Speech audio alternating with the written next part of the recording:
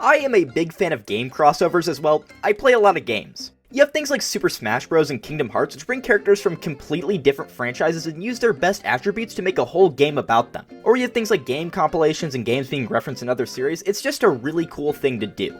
Video game crossovers have been a mainstay in the industry for years, with games like Mario and Sonic at the Olympic Games, Castlevania and Dead Cells, and of course the previously mentioned Smash Bros. And Kingdom Hearts, and you guys know me, my favorite is of course Puyo Puyo Tetris. But in my opinion, one of the most odd and interesting crossovers in later history was the release of a little crossover between the Mario series and the Rabbids series starting in early 2017 around the release of the Nintendo Switch. But I know the question in your head if you aren't as informed as a guy like me, and that's, what the hell is a Rabbid and why are they raving? Well, you found the right guy to ask. Well, to take a look at the Rabbids, to take a look at the crossover series between Mario and the Rabbids, we need to take a look at a whole other franchise being the Rayman series. Not even a quarter of a page in and things are already getting convoluted. That's how we roll around here.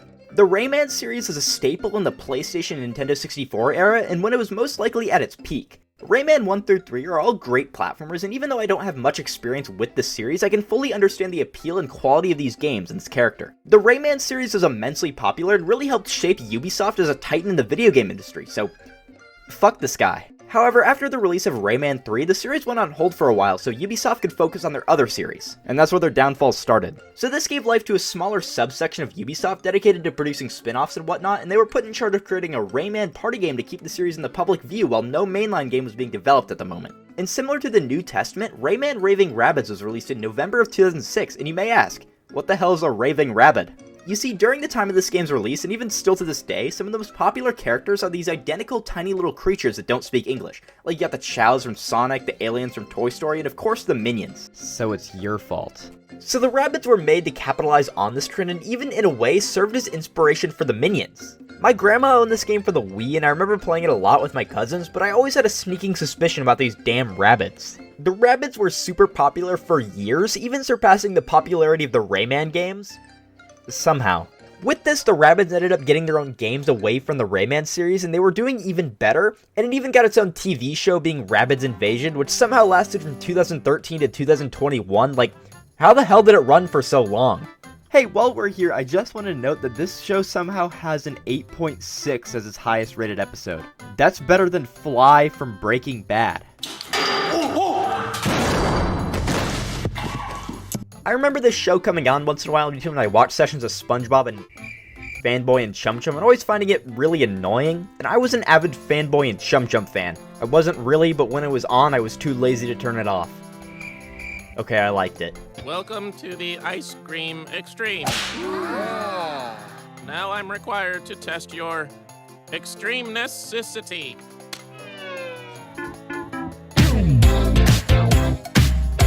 I also, for some reason, remember I had some random books starring the Rabbids I got from one of those scholastic book fairs you had in elementary school, and I was reading a book with my mom, and she was like, this is dumb, why are you reading this? And I realized, yeah, this is dumb, why am I reading this? And I never thought of the Rabbids again after this. Okay, so I searched all over my house for the books, I could not find them, but I swear it was part of this series of books. I remember I got a full pack of them, and I remember one of the stories in one of these books had a parody of Frankenstein. I swear to God I remember. I wanted to try and find it, but I can't find it, and I cannot find PDFs anywhere of this online. If anyone has one, please shoot me a message. Anywhere you can, please. I really want to read this book.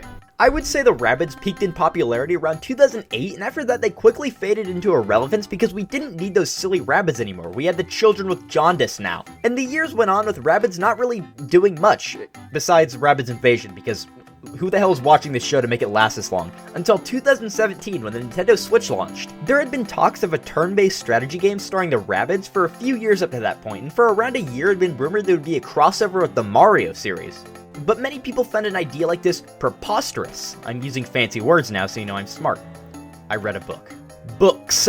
Many people, especially around this time, found the Rabbids series to be pure slop and had a lot of envy towards it as it did sort of replace the Rayman series. So for the crossover with the Mario series, a series that almost since its creation had been hell-bent on keeping a level of quality with each entry, was a little weird. Yeah, well, these people were wrong, and a crossover game between the Rabbids and Mario was announced and was soon released after the release of the Nintendo Switch. Boo fucking who, Rabbids haters. We got what we wanted. Who asked for this? Mario plus Rabbids Kingdom Battle released in August of 2017, only a few months after the Switch was released, and saw immense success.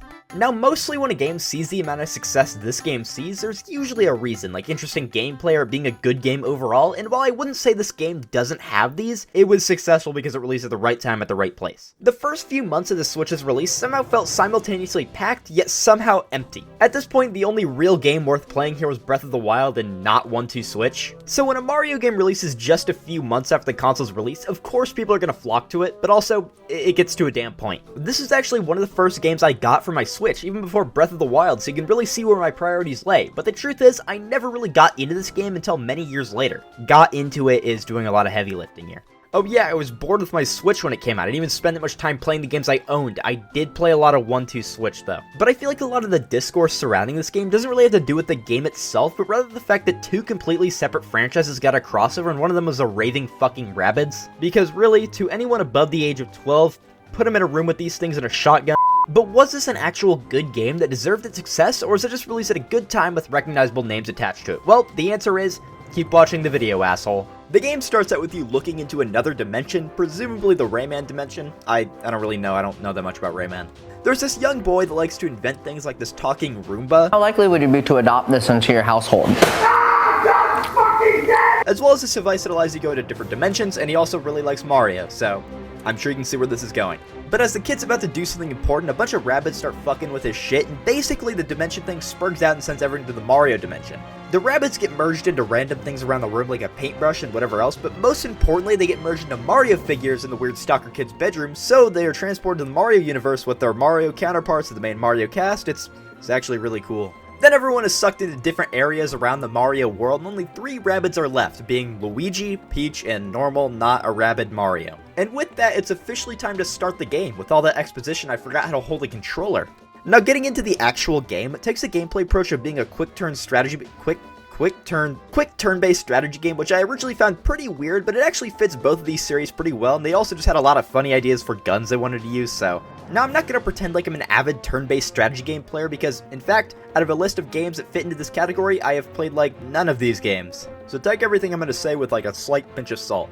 But I have played Pokemon, and that sort of has a turn-based strategy gameplay to it, so I'll count that. I'm a seasoned player. In this game, you have a large world you can explore with simple puzzles in order to progress, but a lot of these puzzles just have you moving blocks and going through tunnels and like some other stuff.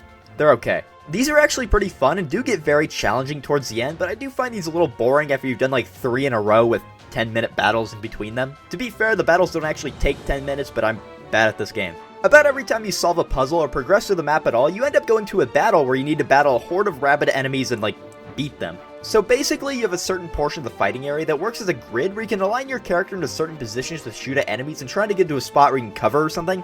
You can also do things like slide under enemies and have your teammates jump off of you to reach more turf, and when combined, it can lead to some cool-ass combos. Cool and ass, that's how you know I'm conflicted. You see, I think these fights are all for the most part well designed and make good use of the fighting mechanics this game has, but once you get through a little bit of them, the same ideas are reused over and over and over again, so you just get deja vu.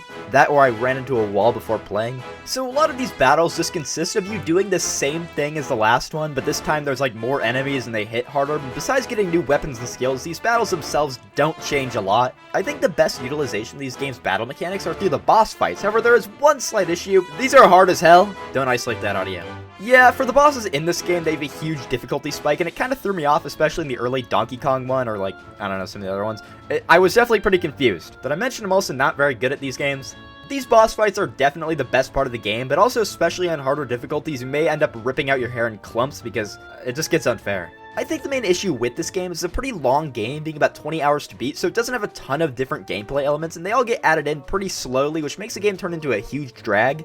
Like, okay, here's the game about 75% of the time. You get done solving a dirty puzzle, it might take you a second, or it's pretty obvious, but once you do it, you do the trick, and then you get led to a battle sequence where you beat that, and you hear some boring dialogue, and then rinse and repeat. And it's not even like there's a story to really get attached to here, because you're just Rabbids in the Mario world. This just ends up making the game very annoying to play for long periods of time, which ends up making you put the game down for like 6 months and forget about it. I wouldn't know, I began writing this script in September of 2023. Although that may say more about me than the actual game, so I'll take my out and shut up now. But even for this game being a pretty play-it-safe game, this game still sold like a god church or whatever that means, so it consistently was a bestseller for the first 2 or so years of the Switch's life. I wouldn't exactly say that this game was great or anything. I mean, it sold fine, but I think it's fair enough to say that this game sold well because it released within a few months of the Switch's life and had Mario on the cover. But that's just me.